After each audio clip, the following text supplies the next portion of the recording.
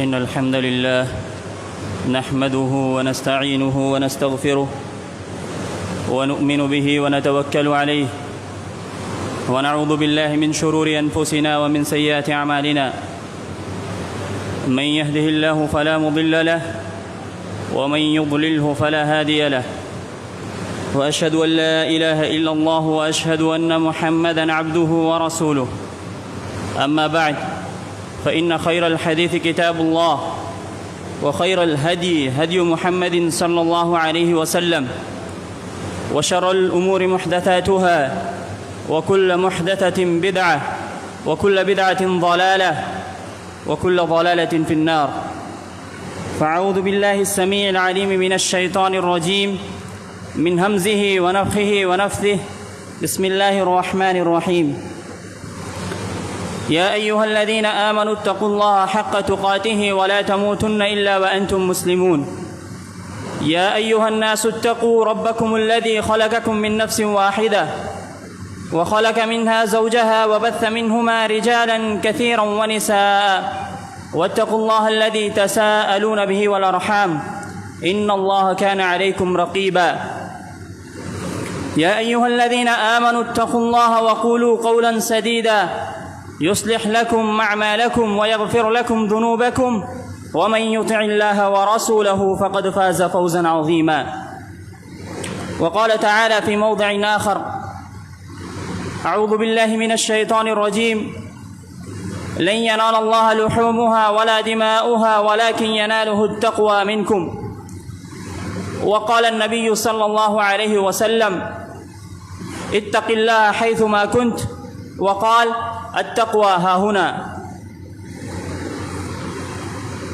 تمام قسم کی تعریف، بڑائی، بزرگی، کبریائی، حمد و ثناء، عظمت و جلال اس اللہ رب العالمین احکم الحاکمین کے لیے لائق و زیبا ہے کہ جس نے ہمیں اس دنیا میں پیدا کیا اور ساتھ ہی ساتھ ایمان اور اسلام جیسی دولت سے مالا مال کیا.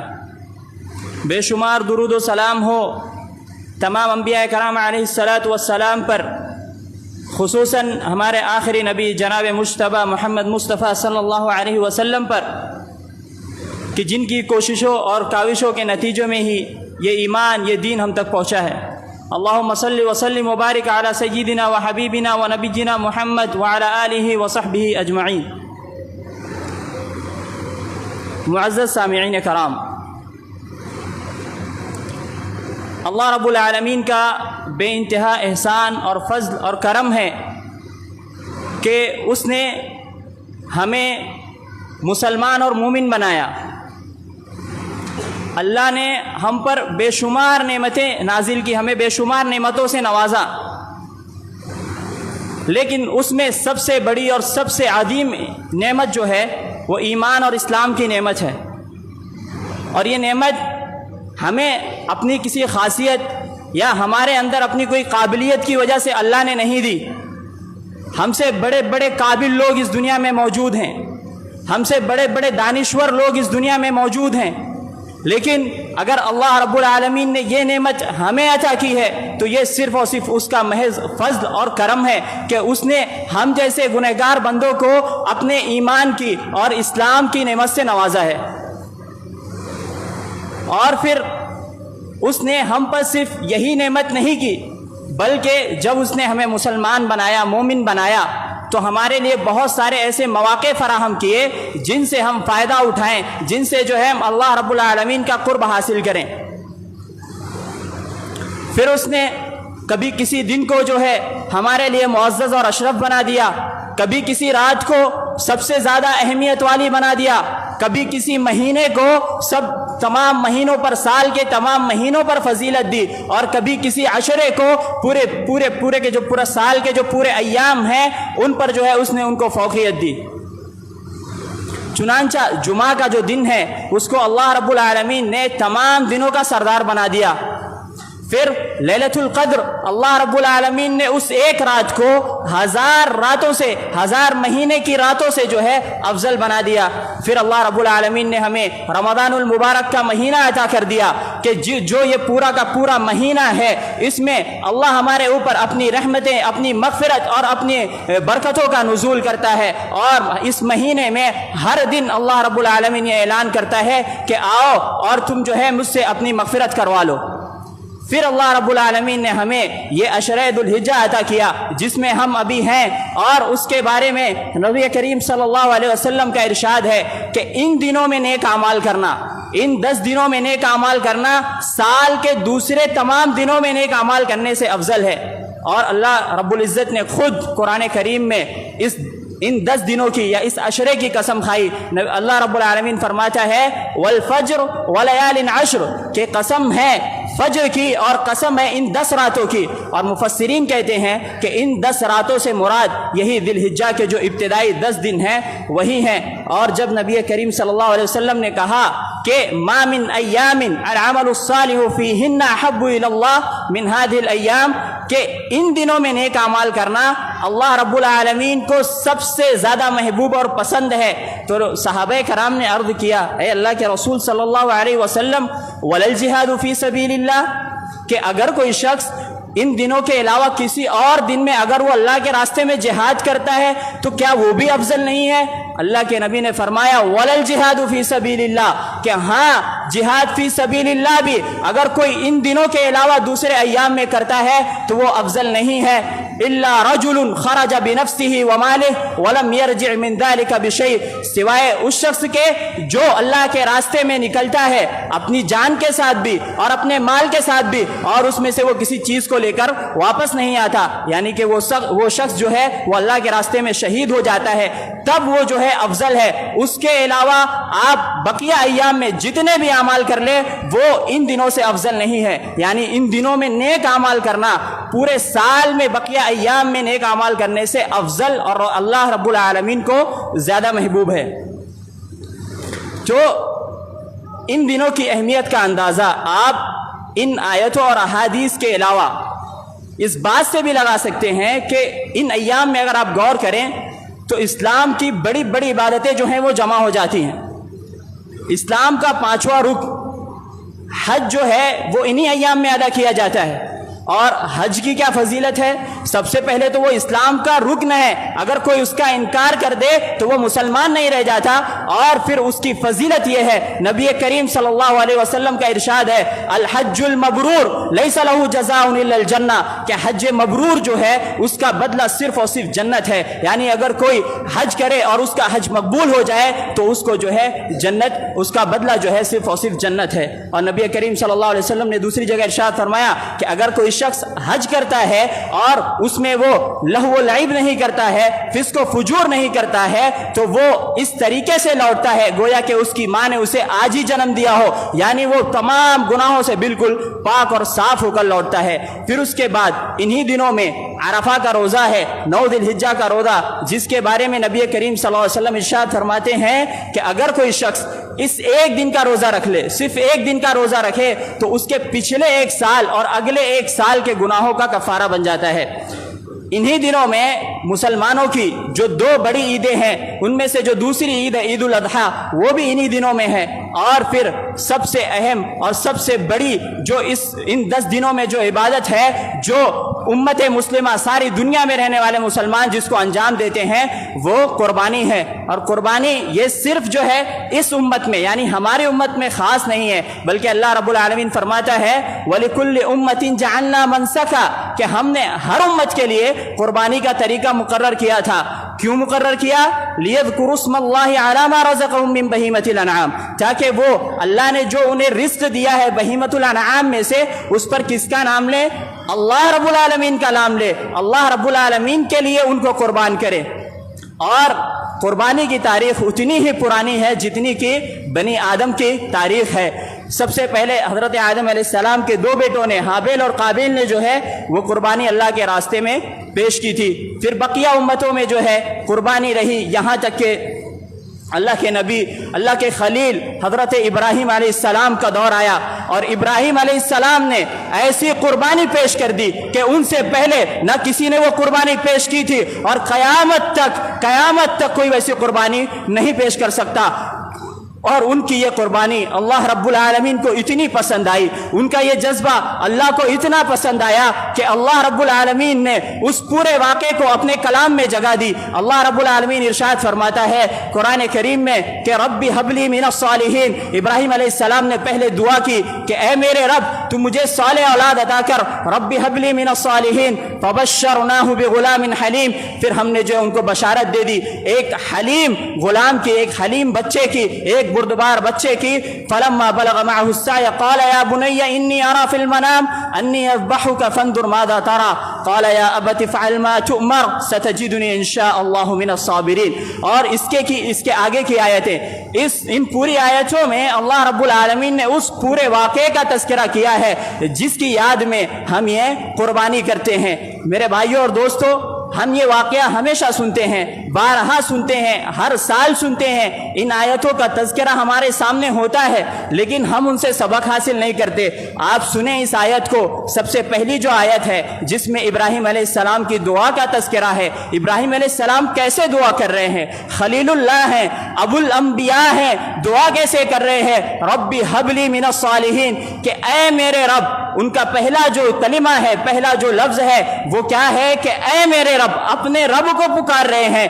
آج ہم اپنے معاشرے میں دیکھتے ہیں کہ لوگ اللہ رب العالمین کو چھوڑ کر، وہ لوگ جو اللہ رب العالمین پر ایمان رکھتے ہیں، جو نبی کریم صلی اللہ علیہ وسلم کو رسول مانتے ہیں، وہ لوگ اللہ کو چھوڑ کر دوسروں کو پکارتے ہیں۔ آپ دیکھیں تو صحیح، خلیل اللہ ہے، ابو الانبیاء ہیں، وہ کس کو پکار رہے ہیں؟ رب العالمین کو پکار رہے ہیں۔ ان کی یہ دعا ہو، اس کے علاوہ جو دعائیں ہیں جس میں انہوں نے دعا کی کہ رب اجعلنی مقیم الصلاۃ ومن ذریتی، کہ اے میرے رب تو مجھے بھی اور میری ذریت کو بھی نماز قائم کرنے والا بنا۔ اور اس کے بعد انہوں نے دعا کی ربنا تقبل منا انک انت السمیع العلیم، کہ اے ہمارے رب تو ہمارے اعمال کو قبول فرما۔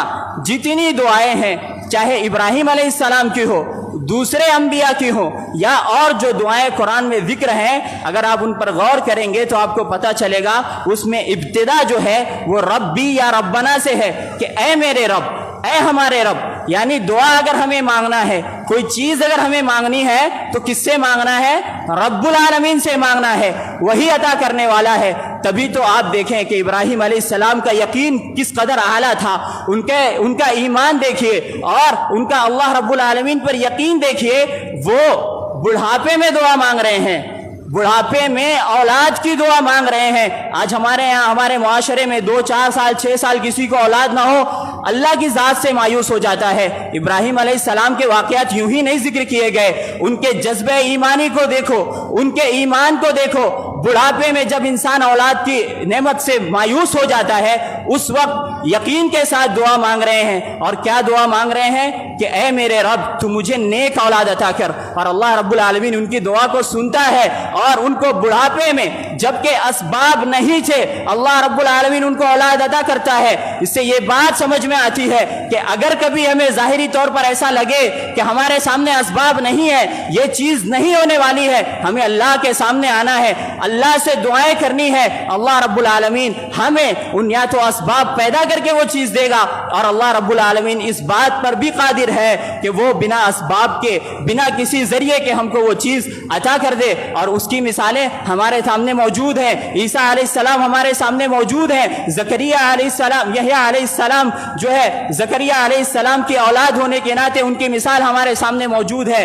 عیسیٰ علیہ السلام کے وقت کوئی سبب نہیں تھا، ان کے والد ہی نہیں ہیں، اللہ رب العالمین نے ان کو صرف ان کی ماں سے پیدا کیا۔ زکریا علیہ السلام کی اولاد یحییٰ علیہ السلام کو اللہ رب العالمین نے، زکریا علیہ السلام کی جو اہلیہ ہیں وہ بانجھ تھی، یعنی وہ اولاد پیدا کرنے کے قابل نہیں تھی۔ جب ان کو خوشخبری دی گئی وہ خود حیرت میں آ گئی کہ کیا مجھے اولاد ہوگی؟ اس کے باوجود اللہ رب العالمین نے ان سے یحییٰ علیہ السلام کو پیدا کیا۔ تو میرے بھائیوں اور دوستو، سب سے پہلا جو درس ملتا ہے ہمیں ابراہیم علیہ السلام السلام سے وہ یہ ہے کہ ہم اپنے آپ کو موحد بنائیں، اللہ پر ایمان رکھیں، اللہ سے مانگیں اور یقین اور ایمان کے ساتھ مانگیں، اللہ کے علاوہ کسی اور کے در پر جا کر جو ہے اپنے سر کو نہ جھکائیں، اپنے ہاتھوں کو نہ اٹھائیں۔ اس کے بعد میرے بھائیوں اور دوستو، جو دوسری چیز ہے، جو دوسرا جو سبق ہے وہ ہم کو اس واقعے سے جو ملتا ہے وہ یہ ہے کہ ابراہیم علیہ السلام نے خواب میں دیکھا تھا، ابراہیم علیہ السلام کو خواب آیا تھا، کوئی فرشتہ نہیں نازل ہوا تھا ابراہیم علیہ السلام پر۔ آپ نے خواب میں دیکھا کہ وہ اپنے بچے کو، کون سے بچے کو؟ وہی بچہ جو بڑھاپے میں، جن کو دعاؤں کے بعد اللہ رب العالمین نے عطا کیا تھا، اسی بچے کو وہ اپنے ہاتھوں سے ذبح کر رہے ہیں۔ انہوں نے اس کو ایسے یوں ہی نہیں جانے دیا کہ چلیے خواب ہے، خواب دیکھ لیا ہوگا۔ نبی ہیں، انبیاء کا جو خواب ہوتا ہے وہ بھی وہی ہوتی ہے، اور پھر وہ اس بات کے ساتھ اپنے بچے کے پاس آتے ہیں، اسماعیل علیہ السلام کے پاس آتے ہیں، کہتے ہیں کہ یا بنی انی ارا فی المنام انی اذبحک فانظر ماذا تری، کہ اے میرے بیٹے میں نے خواب دیکھا ہے کہ میں تجھے ذبح کر رہا ہوں، تو اب تو بتا تیری کیا رائے ہے۔ میرے بھائیوں اور دوستو، اسماعیل علیہ السلام کا جواب سنیے۔ اسماعیل علیہ السلام کیا کہتے ہیں؟ قالا، کہتے ہیں یا ابتی افعل ما تؤمر، اے میرے والد آپ کو جو حکم دیا گیا ہے آپ اسے کر گزریے، ستجدنی انشاءاللہ من الصابرین، اور آپ مجھے انشاءاللہ اگر اللہ نے چاہا تو تم صبر کرنے والوں میں سے پاؤ گے۔ ایک چھوٹا بچہ ہے، ابھی جوانی کی عمر کو نہیں پہنچا ہے، اس کا والد اس سے آ کے کہتا ہے کہ اے میرے بچے میں تجھے اللہ کے راہ میں ذبح کر رہا ہوں۔ کیوں ذبح کر رہا ہوں؟ کیونکہ میں نے خواب دیکھا ہے۔ ہم ذرا غور کریں، ہمارے معاشرے میں اگر ہم اپنے بچوں کو ایسا کوئی حکم دے، ایسی کوئی بات کہیں بڑھاپے میں، وہ ہم سے کہے گا آپ بوڑھے ہو چکے ہیں، آپ الٹی سیدھی باتیں کر رہے ہیں، کیا اللہ ایسا کوئی حکم دے گا؟ کوئی اعتراض نہیں کیا۔ ابراہیم علیہ السلام کی زندگی کے جتنے واقعات ہیں، چاہے وہ ہاجرہ علیہ السلام کا واقعہ ہو جب وہ ان کو بے آب و گیا وادی میں چھوڑ کر آ رہے تھے، اسماعیل علیہ السلام کا یہ واقعہ ہو، کسی نے کبھی اللہ کے حکم پر اعتراض نہیں کیا، بلکہ انہوں نے آمنا و صدقنا کہا۔ اسماعیل علیہ السلام نے بھی وہی کہا کہ آپ کو جو حکم دیا گیا ہے آپ اسے کر گزریے، اور انشاءاللہ آپ مجھے جو ہے صبر کرنے والوں میں سے پاؤ گے۔ یہی وہ جذبہ ایمانی تھا، یہی وہ یقین تھا کہ جس کی وجہ سے اللہ رب العالمین نے اس واقعے کو، اس بات کو رہتی دنیا تک کے لیے جو ہے نشانی بنایا، اور اسی کے عوض میں امت محمدیہ میں بھی اس بات کو رکھا کہ ہر سال اس واقعے کی یاد میں جو ہے وہ قربانی کی جائے۔ آج ہم دیکھتے ہیں کہ ہماری جو اولاد ہے، ہمارے جو بچے ہیں وہ ہماری فرما برداری نہیں کرتے۔ اکثر لوگوں کی شکایت ہے کہ ہماری اولاد نافرمان ہے، جوان ہو جاتی ہے ہماری بات نہیں سنتی۔ کیا کبھی ہم نے غور کیا کہ کیوں؟ اس کی وجہ کیا ہے؟ اس کی وجہ یہی ہے کہ ہم اپنے رب کے نافرمان ہیں۔ ہماری اولاد ہماری فرما بردار کیسے ہوگی؟ ابراہیم علیہ السلام کی اولاد اتنی فرما بردار کیوں تھی؟ کیونکہ وہ اپنے رب کے فرما بردار تھے۔ رب نے ان کو جب بھی جس بھی بات کا حکم دیا کبھی انہوں نے اس پر اعتراض نہیں کیا۔ آپ ابراہیم علیہ السلام کی زندگی کے سارے واقعات پڑھیے، سارے واقعات میں آپ کو ابراہیم علیہ السلام جو ہے اپنے اللہ کا جو حکم ہے اس پر قائم کھڑے ہوئے ملیں گے۔ کبھی انہوں نے جو ہے اپنا قدم پیچھے نہیں ہٹایا، اللہ کی فرما برداری کی۔ اسی لیے تو اللہ نے قرآن کریم میں لگ بھگ 69 مقامات پر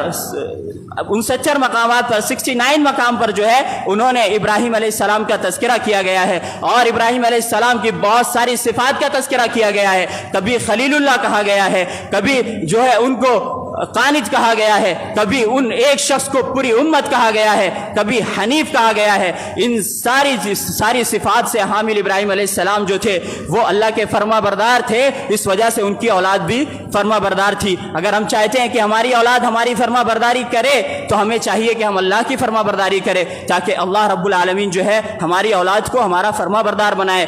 اور دوسری بات کہ ہم ابراہیم علیہ السلام کو دیکھتے ہیں کہ وہ دعائیں کرتے تھے، ان کے بارے میں ہے کہ وہ اواہ حلیم تھے، بہت زیادہ گریہ وزاری کرنے والے اور دعا کرنے والے تھے۔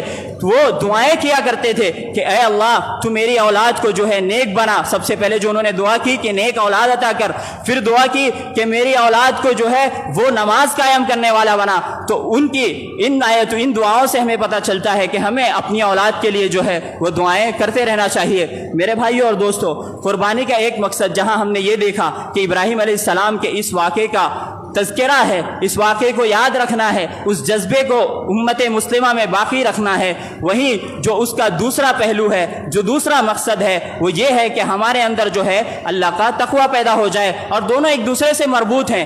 تقوی جو ہے وہ اگر ہم غور کریں تو جتنی عبادتیں ہم کرتے ہیں ان میں کہیں نہ کہیں تقوی ہی اس کا مقصد ہوتا ہے، اس کا حاصل جو ہے وہ ہمارے اندر تقوی پیدا کرنا ہی ہے۔ اب ہم رمضان کے روزوں کو دیکھتے ہیں، اس کے بارے میں اللہ رب العالمین نے فرمایا کہ ہم نے تم پر روزے فرض کیے جیسا کہ تم سے پہلے کی امتوں پر فرض کیے گئے تھے، کیوں؟ لعلکم تتقون، تاکہ تم متقی بن جاؤ۔ حج کے تعلق سے حج کا تذکرہ کیا، اس کے بعد کیا فرمایا؟ وتزودوا فإن خیر الزاد التقوی، کہ جب تم حج کے لیے نکلو تو سامان سفر رکھو اپنے ساتھ میں، اور سب سے بہترین جو سامان سفر ہے وہ کیا ہے؟ وہ تقوی ہے۔ اس قربانی کے تعلق سے بھی اللہ رب العالمین نے فرمایا کہ لن ینال اللہ لحومها ولا دماؤها ولکن ینالہ التقوی منکم، یہ جو تم قربانیاں کرتے ہو اس کا گوشت پوشت، اس کا خون اللہ رب العالمین کو نہیں پہنچتا، بلکہ اسے تو تمہارے دلوں کا تقوی پہنچتا ہے۔ اسی کے ساتھ ہم دیکھتے ہیں کہ اور بھی بہت ساری آیتوں میں اللہ رب العالمین نے کبھی مومنوں کو خطاب کرتے، کبھی پوری انسانیت کو خطاب کر کے کہا کہ یا ایھا الذین آمنوا اتقوا اللہ یا ایھا الناس اتقوا ربکم، کہ اے مومنو تم اللہ سے ڈرو، اللہ کا تقوی اختیار کرو، اے دنیا کے لوگوں، اے انسانوں تم اللہ کا تقوی اختیار کرو۔ نبی کریم صلی اللہ علیہ وسلم کی وصیت ہے کہ اوصیکم بتقوی اللہ، میں تم کو تقوی کی وصیت کرتا ہوں۔ دوسری جگہ فرمایا اتق اللہ حیثما کنت، کہ تم جہاں کہیں بھی رہو اللہ کا تقوی اختیار کرو۔ میرے بھائیوں اور دوستو، آخر یہ تقوی ہے کیا؟ تقوی کسے کہتے ہیں؟ جو ہماری عبادتوں کا مقصد ہے، جسے ہمیں اپنے اندر پیدا کرنا ہے، کیا ہے وہ چیز؟ میرے بھائیوں اور دوستو، تقوی کہتے ہیں بچنے کو، پرہیز کرنے کو، دور رہنے کو، حفاظت کرنے کو۔ اور اس کی سب سے بہترین تفسیر جو بیان کی حضرت علی رضی اللہ تعالی عنہ فرماتے ہیں کہ التقوی هي الخوف من الجلیل والعمل بالتنزیل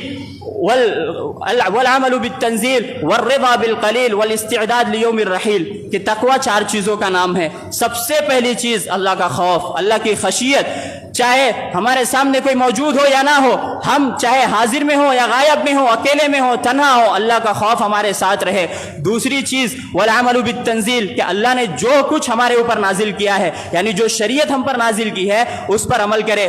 تیسرا جو ہے والرضا بالقلیل، کہ اللہ رب العالمین نے جو کچھ تھوڑا موڑا ہمیں اس دنیا میں دیا ہے اس سے راضی رہیں۔ اور چوتھی چیز جو ہے والاستعداد لیوم الرحیل، کہ ہم جو ہے قیامت کے دن کی تیاری کریں۔ یہ چار چیزوں کا نام تقوی ہے۔ پہلی چیز کہ اللہ سے ڈریں، دوسری چیز اللہ کی شریعت پر عمل کریں، تیسری چیز اللہ نے جو کچھ ہمیں دنیا میں دیا ہے اس پر راضی رہیں، اللہ کی قضا اور قدر پر راضی رہیں، اور چوتھی چیز جو ہے وہ قیامت کے دن کی تیاری کرے۔ اور اسی طریقے سے عمر رضی اللہ تعالی عنہ نے حضرت ابی بن کعب رضی اللہ تعالی عنہ سے پوچھا کہ تقوی کیا ہے؟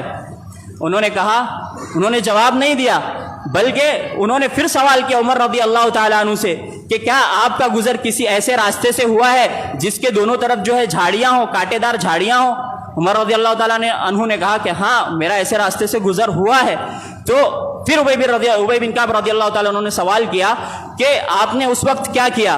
عمر رضی اللہ تعالیٰ عنہ نے کہا کہ میں نے اپنے کپڑے سمیٹے اور اپنے آپ کو بچاتے ہوئے جو ہے اس راستے سے گزر گیا۔ ابی بن کعب نے کہا کہ ھذا ھو التقوی، کہ یہی تقوی ہے، یعنی جو دنیا میں جو گناہ ہیں، جو برائیاں ہیں، جو اللہ کی معصیت کے کام ہیں، جو اللہ کی نافرمانیوں کے کام ہیں، ان سے انسان اپنے آپ کو، اپنے دامن کو بچاتے ہوئے اس دنیا سے گزر جائے اور اپنی اصل منزل تک پہنچ جائے، یہی تقوی ہے۔ اور اسی تقوی کی نبی نے ہمیں وصیت کی ہے، اور تقوی کے تعلق سے نبی نے فرمایا التقوی ہاں ہونا، کہ تقوی جو ہے وہ یہاں ہے، سینے کی طرف اشارہ فرمایا کہ تقوی جو ہے وہ دل کی ایک کیفیت کا نام ہے۔ جب وہ انسان کے اندر پیدا ہو جاتی ہے تو انسان اللہ کی فرما برداری کرتا ہے، اس کی نافرمانیوں سے اپنے آپ کو بچاتا ہے، یہی چیز جو ہے وہ تقوی ہے، اور یہی جو ہے وہ ہماری عبادتوں کا مقصد ہے، اور یہی جو ہے ہمیں اس دنیا میں پیدا کرنے کا مقصد ہے کہ ہم جو ہے اللہ کا تقوی اختیار کریں، اس کی عبادت کریں اور اسی کی طرف جو ہے رجوع کریں۔ میرے بھائیو اور دوستو، ہم اب اپنے اس دور میں دیکھتے ہیں کہ ہمارے یہاں جو ہے خاندان کا، مرتبے کا اور عزت کا اور شرف کا الگ الگ معیار بنا ہوا ہے۔ آپ اللہ کے یہاں دیکھیں کہ اللہ کے یہاں معیار کیا ہے۔ اللہ کے یہاں کسی انسان کے معزز اور مقرب ہونے کا جو معیار ہے وہ یہی تقوی ہے۔ اللہ رب العالمین نے قرآن کریم میں ارشاد فرمایا ان اکرمکم عند اللہ اتقاکم. اللہ رب العالمین نے اس سے پہلے جو آیت اس میں ذکر کیا کہ ہم نے تم کو مرد اور عورت سے پیدا کیا اور تم کو خاندان اور قبیلے میں اس لیے رکھا تاکہ تم ایک دوسرے کو پہچانو, اس لیے نہیں کہ تم ایک دوسرے پر فخر کرو, ایک دوسرے پر جو ہے اپنے آپ کو بڑا بیان کرو, بلکہ اس لیے تاکہ تم ایک دوسرے کو پہچانو, بس اور کچھ بھی نہیں. اس سے آپ کسی کے اوپر معزز اور مکرم نہیں ہو سکتے اللہ کے ہاں. اللہ کے یہاں جو سب سے معزز اور اشرف ہونے کی جو معیار ہے, جو بنیاد ہے, وہ کیا ہے؟ ان اکرمکم عند اللہ اتقاکم, کہ تم میں سب سے زیادہ معزز اللہ کے یہاں وہ ہے جو سب سے زیادہ تقوی والا ہے. اگر آپ اللہ کے یہاں معزز بننا چاہتے ہیں, عزت دار بننا چاہتے ہیں, تکریم اپنی کروانی چاہتے ہیں اللہ کے ہاں, تو اپنے اندر تقوی پیدا کیجئے. اور خود نبی کریم صلی اللہ علیہ وسلم نے حجۃ الوداع کے موقع پر فرمایا تھا کہ کسی عربی کو کسی اجمی پر کوئی فوقیت نہیں ہے, کسی اجمی کو کسی عربی پر کوئی فوقیت نہیں ہے, کسی گورے کو کسی کالے پر, کسی کالے کو کسی گورے پر کوئی فوقیت نہیں ہے, سب کے سب اس میں برابر ہے. یعنی ہمارے یہاں جو معیار ہے کہ یہ فلاں جو ہے اگر عربی ہے تو بہت اچھا ہے, اجمی ہے تو اچھا نہیں ہے, گورا ہے تو وہ بہت اچھا ہے, نہیں ہے تو اچھا نہیں ہے, اس کی عزت نہیں کی, یہ سارا معیار نہیں ہے. معیار کیا ہے؟ تقویٰ ہے, کہ اگر تمہارے اندر تقویٰ ہے تو چاہے تم بلال حبشی کی طرح ایک غلام ہو اور تمہارا رنگ کالا ہی کیوں نہ ہو, نبی کریم صلی اللہ علیہ وسلم ان کے قدموں کی آواز جنت میں اپنے آگے سنتے ہیں. اور اگر تم معزز ہو اپنے اعتبار سے, تمہارا خاندان اعلیٰ ہے, تم بہت پیسے والے مالدار ہو, لیکن اگر تمہارے پاس تقویٰ نہیں ہے, ایمان نہیں ہے, تو دیکھو وہ ابو جہل اور ابو لہب کا نمونہ تمہارے سامنے ہے کہ وہ جہنم کی سب سے نچلی وادیوں میں ہوں گے. حالانکہ وہ اپنی قوم کے, قریش کے, نبی کے قبیلے سے تعلق رکھنے والے تھے, لیکن ان کے پاس ایمان اور تقویٰ نہیں تھا, تو اللہ کے ہاں ان کی کوئی حیثیت نہیں ہے. اس لیے میرے بھائیوں اور دوستو, اس قربانی کا بھی جو مقصد ہے وہ یہی ہے کہ ہم اپنے اندر تقویٰ پیدا کریں, اپنے اندر جو ہے اللہ کا خوف, اللہ کا ڈر پیدا کریں, اور قربانی جو ہے اسی مقصد سے کرے, ابراہیم علیہ السلام کے واقعے کو یاد رکھتے ہوئے کرے, یہ جذبہ رکھے کہ اگر ہمیں جس طرح ہم اس جانور کو قربان کر رہے ہیں, اگر کبھی موقع آئے گا تو ہم اپنی جان کو بھی, اپنے مال کو بھی, اپنی اولاد کو بھی اسی طریقے سے جس طرح ابراہیم علیہ السلام نے اللہ کے سامنے پیش کیا تھا, ہم بھی وہی جذبہ رکھتے ہوئے اللہ کے سامنے پیش کر دیں گے. اور اپنے اندر ریاکاری نہ رکھیں. ریاکاری جو ہے وہ انسان کے تمام اعمال کو مٹا دیتی ہے, بلکہ اللہ رب العزت, اللہ کے رسول صلی اللہ علیہ وسلم فرماتے ہیں کہ ریاکاری جو ہے وہ شرک اصغر ہے. یعنی انسان اگر کوئی عمل اللہ کے علاوہ دوسرے کو دکھانے کے لیے کرنے لگے تو اس کا وہ عمل جو ہے کوئی معنی نہیں رکھتا ہے. آپ چھوٹی قربانی کریں اللہ کے لیے کریں, بڑی قربانی کریں اللہ کے لیے کریں, دکھاوا اس کے اندر جو ہے وہ بالکل بھی نہ رکھے, اپنی نیت کو خالص رکھے, تاکہ آپ کی جو عبادت ہے, آپ کی جو قربانی ہے وہ اللہ کے یہاں مقبول ہو اور آپ کو جو اس کا مقصد ہے وہ حاصل ہو. اور بھی بہت ساری باتیں تھیں لیکن وقت ہوا. اللہ رب العالمین سے دعا ہے کہ اللہ رب العالمین جو ہے ہمیں نیک بنائے, صالح بنائے, اللہ رب العالمین ہمیں متقی بنائے, اللہ رب العالمین ہمارے دلوں میں اپنا تقویٰ, اپنا خوف پیدا کرے. اللہ رب العالمین ہم جو بھی قربانی کر رہے ہیں اللہ رب العالمین ہمیں اسے اخلاص کے ساتھ کرنے کی توفیق عطا فرمائے. اللہ رب العالمین ہماری قربانیوں کو قبول فرمائے, اور اللہ رب العالمین ہمیں جب تک اس دنیا میں زندہ رکھے ایمان پر, اسلام پر, توحید پر قائم رکھے, اور جب ہمارا خاتمہ ہو تو ایمان اور اسلام پر ہو. آمین. بارک اللہ لنا ولکم فی القرآن العظیم ونفعنا وإياكم بالآیات والذکر الحکیم. انه تعالی جواد کریم ملک بر رؤوف رحیم ورب حلیم.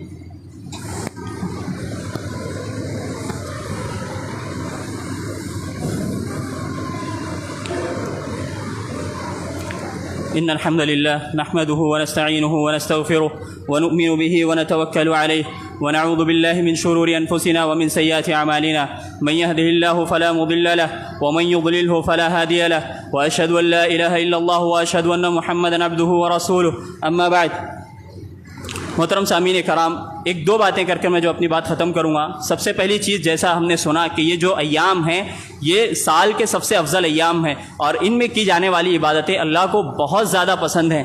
تو ان میں جو سب سے اہم جو عبادت ہے وہ اللہ کی تکبیر بلند کرنا ہے.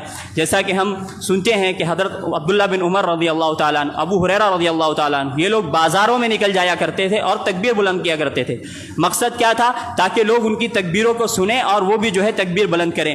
تو ان ایام میں جہاں اور سارے اعمال کرنا ہے, ان میں جو سب سے آسان اور سب سے بہترین عمل ہے وہ یہ ہے کہ آپ تکبیر بلند کرتے رہیں. اس کے لیے آپ کو الگ سے کوئی تیاری کرنے کی ضرورت نہیں ہے. آپ راستے میں چل رہے ہیں تکبیر بلند کرتے ہوئے چلیں. آپ کہیں بیٹھے ہوئے ہیں, اپنا وقت یہاں وہاں ضائع کرنے کی بجائے, فضول چیزوں میں اپنا وقت ضائع کرنے کی بجائے جو ہے آپ اللہ کی تکبیر بلند کرتے رہیں. اور اس کے بعد جو دوسری چیز ہے وہ عرفہ کا روزہ ہے. جیسا میں نے بتایا کہ عرفہ کا روزہ جو ہے اس ایک دن کا روزہ اگلے اور پچھلے 2 سالوں کے گناہوں کا کفارہ بن جائے گا.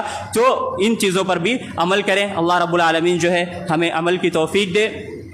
ان اللہ وملائکتہ یصلون علی النبی یا ایھا الذین آمنوا صلوا علیہ وسلموا تسلیما. اللهم صل وسلم وبارک علی سیدنا وحبیبنا ونبینا محمد وعلى آلہ وصحبہ اجمعین. ان اللہ یأمرکم بالعدل والإحسان وإیتاء ذی القربى وینہی عن الفحشاء والمنکر والبغی یعظکم لعلکم تذکرون. اذکروا اللہ یذکرکم وادعوه یستجب لکم ولذکر اللہ تعالی اعلی واجل واتم وهم اکبر واللہ یعلم ما تصنعون.